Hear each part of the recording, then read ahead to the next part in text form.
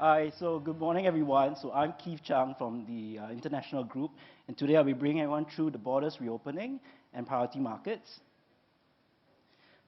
So across the globe, we have observed really diverse opening strategies amongst the various regions and markets.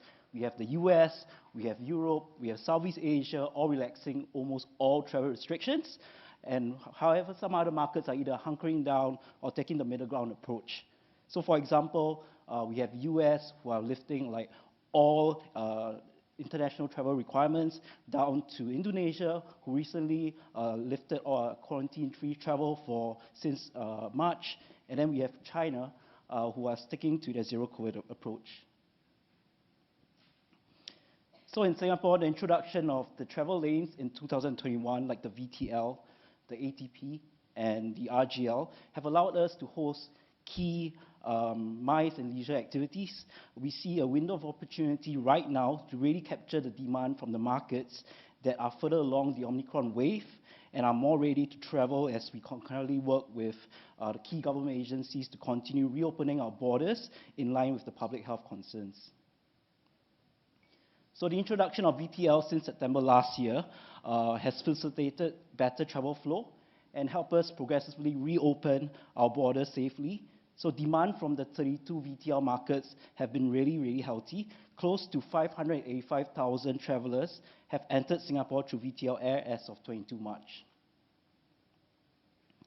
So over the past few months, we have simplified our country and region classification and border measures to pave the way for more vaccinated travel, with many countries and regions having passed the peak of their Omicron wave and our local COVID-19 situation stabilizes. We are ready to launch the vaccinated travel framework as announced yesterday for all fully vaccinated travelers. So some key highlights from the new framework would be no more VTL flights or ferries, no more approvals required for fully vaccinated travelers, no on-arrival testings, and all vaccination certificates will be accepted as proof of vaccination.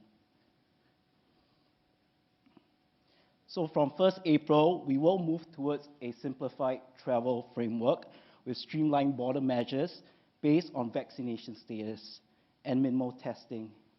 So we will reclassify all of the previously Cat 1, Cat 2, Cat 3, Cat 4, so on and so forth into countries and regions. So they'll either be under the general travel or under the restricted category.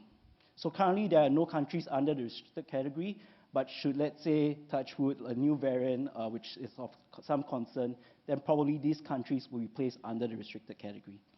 So we will also continue to monitor local and global COVID-19 situations and considering removing PDT requirements for vaccinated travelers and C in the coming weeks.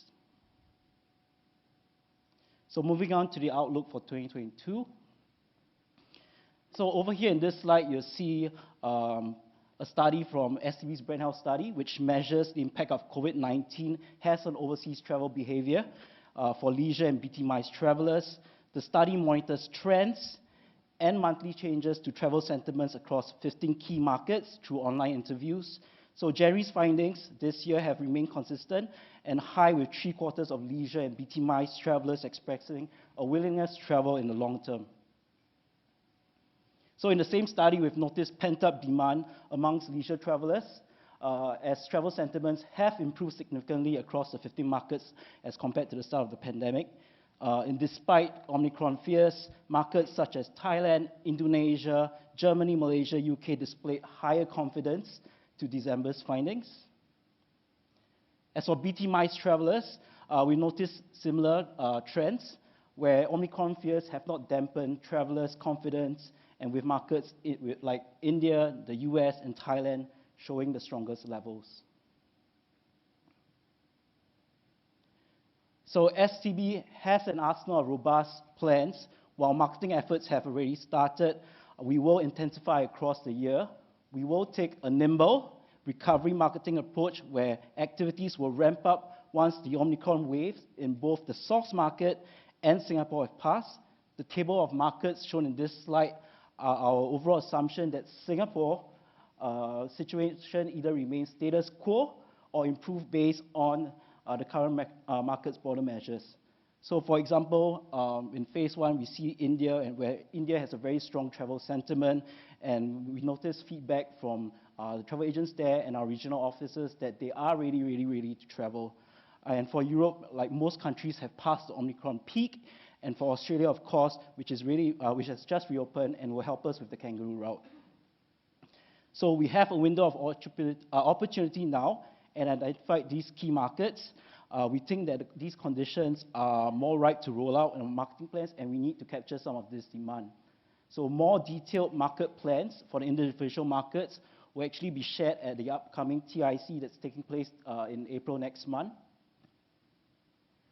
So that comes to the end of my presentation. So to end and to highlight that we have a window of opportunity now, and we need to capture the demand. That's it.